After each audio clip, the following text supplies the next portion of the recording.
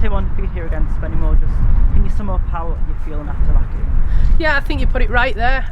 It's a tough one because I think we dominated the game, to be honest with you. I think we really controlled the first half. We maybe gave them a bit of a spell just before heading in at half time, kind of 10-minute spell, and then again in the second half, I think if you count the number of chances they'd had through the game, I think you can count it all on one hand, whereas for us, I think we were just creating.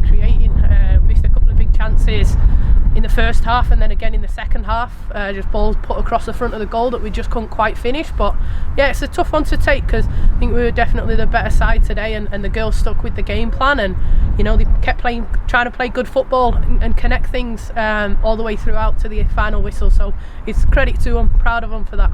Yeah, and we're playing in pretty muddy conditions out there, so how well do you think the team kind of dealt with that kind of thing, just posing the difficulties that the mud and all the moisture would have had on the gameplay? Yeah, really well. I think they dealt with it really well. They just took it on the chin and like we said, tried to play some really good football and did at times, and took the gritty side of it and to them, and I think it was a good battle in that regard. But no, I think we played some smart, simple football, which was effective, but yeah, just wasn't quite enough to get the ball in the back of the net. Yeah, and ultimately Becky would be the one to give her the initial lead. Can you just sum up how you're feeling about her performance and her getting the goal out there? Yeah, great. We joked about it before the game, actually saying, she was going to get a goal. Obviously, she got one. She got a couple a few weeks ago now.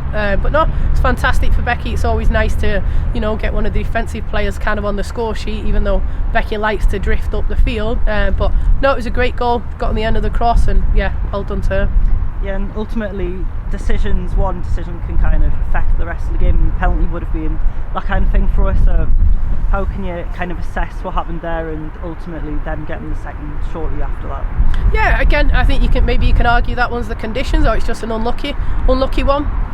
Again, players just going for the ball, and just unfortunately, there's a little clip there, and I think on the penalty, it's just tough area of the field that you're in.